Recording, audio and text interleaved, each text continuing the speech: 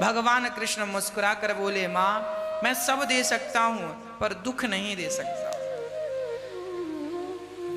कई बार आप लोग ये प्रश्न करते हैं, भगवान ने बड़ा दुख दिया, बड़ा दुख, भगवान ने दुख दिया। अरे भगवान किसी के दुश्मन नहीं है, भगवान किसी को कोई दुख नहीं देते।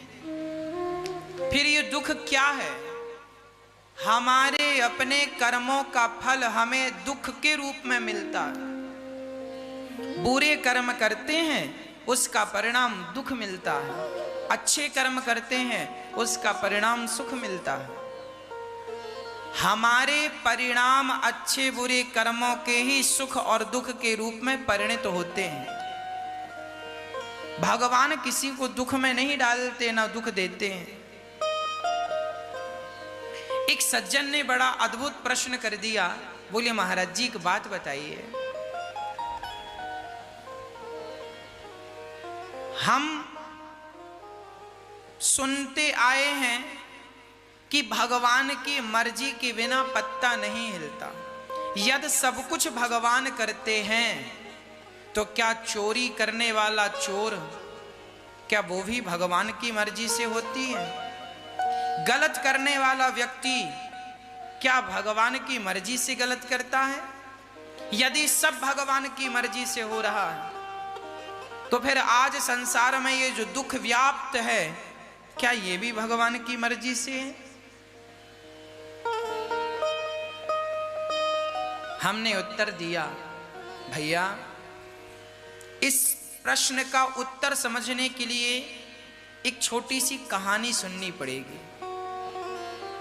एक व्यक्ति है, उसके पास एक बढ़िया सी गाड़ी है, 4 चक्के की।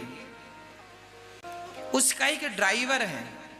मालिक ने अपने ड्राइवर से कहा, जाओ गाड़ी लेकर रेलवे स्टेशन जाओ, वहां से हमारे यात्री आए हैं रिश्तेदार, उनको लेकर आओ।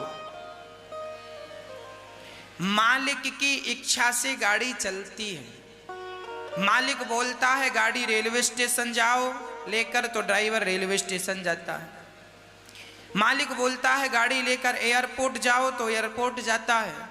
मालिक बोलता है गाड़ी लेकर बाजार जाओ, फलाना सामान लेकर आओ। गाड़ी चलती है पर मालिक की मर्जी से।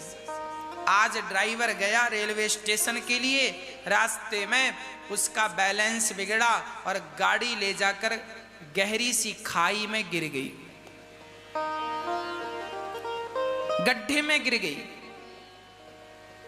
अब बताओ, गाड़ी हमेशा मालिक की मर्जी से चलती थी। जहां मालिक, गाड़ी का मालिक बोलेगा गाड़ी यहां जानी है सो गाड़ी वहीं जाएगी। पर आज गाड़ी गड्ढे में गिर गई तो इसका जिम्मेदार कौन है? मालिक जिम्मेदार है, गाड़ी का मालिक, या ड्राइवर जिम्मेदार है? प्रश्न आपसे मेरा है, कौन जिम्मेदार है? मालिक जिम्मेदार है? नहीं, ड्राइवर जिम्मेदार है। हां, क्यों?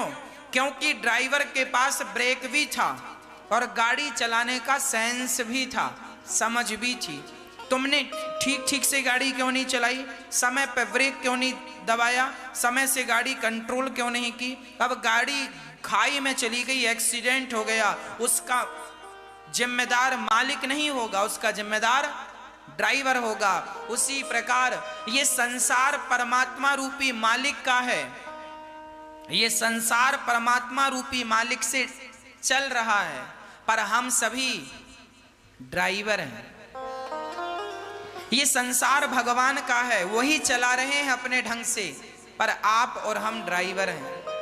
हमारे पास सोचने, समझने और निर्णय लेने की क्षमता है। हमें पता है, कोई आपसे कहे कि कुएं में कूद जाओ तो क्या आप कूदेंगे? आपको पता है कि कुएं में कूदने से मेरा नुकसान है। आप मतलब आपके पास समझ है कि क्या सही है और क्या गलत है। आपके पास समझ ना होती तो जिम्मेदार भगवान होता। गाड़ी में ब्रेक ना होता तो मालिक जिम्मेदार होता कि मालिक ने गाड़ी को ठीक नहीं कराई, तो ड्राइवर की क्या गलती? पर ब्रेक भी था, समय से ना लगाने से एक्सीडेंट हुआ। उसी तरह ये संसार भगवान की मर्जी से चलता है, पर आप लोग जो अपना निर्णय लेते हैं सही गलत पाप पुण्य करने का, वो निर्णय आपका है। उस निर्णय के जब आपने चोरी की तो क्या आपको पता नहीं था हम गलत कर रहे हैं? हर चोर को पता होता है ये गलत है। यदि चोर पागल होता और पागलपन में चोरी करता तो उसका पाप शायद भगवान को लगता। पर तुम्हें अक्ल है, समझ है, सूझबूझ है, क्या सही है क्या गलत है। तुम्हें पता है कि पेड़ काटना गलत है, फिर भी पेड़ काटे, जंगल काटे जा रहे हो, काटे जा रहे हो। तो क्या इसका जिम्मेदार भगवान होगा? नहीं, आपके पास समझ है, उसके जिम्मेदार आप हैं। आपने अच्छा किया तो समझ आपकी थी, बुरा किया तो समझ आपकी थी। आपके अच्छे और बुरे कर्मों का फल परमात्मा तुम्हें देता है सुख और दुख के रूप में। ईश्वर जिम्मेदार नहीं है। आज संसार में जो भी हाहाकार मचा हुआ है, आज जो भी त्रासदी मची हुई है, इसके जिम्मेदार ईश्वर नहीं है। अरे किसी के भी दुख के जिम्मेदार परमात्मा नहीं है और किसी के भी सुख के जिम्मेदार परमात्मा नहीं है। हर व्यक्ति अपने अच्छे कर्मों से अच्छा फल भोगता है, बुरे कर्मों से बुरा भोगता। अब प्रश्न ये खड़ा हो गया कि महाराज जी, जब कर्मों का ही फल भोगना है तो फिर भगवान की भक्ति क्यों करें? हम अच्छा करेंगे तो अच्छा मिलेगा, बुरा करेंगे बुरा मिलेगा। जब कर्मों का फल ही भोगना है तो फिर राम नाम क्यों जपें, भगवान की कथा क्यों सुने? भगवान का नाम जपने से क्या फायदा? तो सुनो, ये तो सच है कि हमारे अपने कर्मों का फल हमें मिलता है। इसके उत्तर के लिए भी एक छोटी सी कथा मैं आपको सुनाता हूं। एक गुरु जी के दो चेले थे। एक चेला सत्संग करता था, एक चेला वैश्या के घर जाकर उसका मुजरा देखता था। एक दिन मुजरा देखकर वो लौटा, वैश्या का नाच देखकर लौटा, तो वहां सोने की थैली मिल गई, सोने से भरी थी।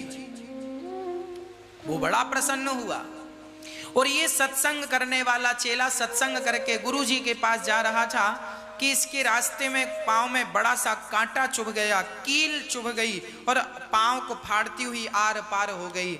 लंगड़ाता लंगड़ाता वैद्य जी के पास गया, कील निकलवाई, दवाई लगाई और गुरु जी से कहा, गुरु जी मैं सत्संग करता था तो मेरे पांव में कील लगी और वो वैश्या के घर जाता था तो उसको सोने के सिक्के मिल गए। तब गुरु जी ने कहा, बेटा तुम नहीं जानते हो, तुम वर्तमान को जानते हो, तुम ना भूतकाल को जानते हो ना भविष्य को जानते हो।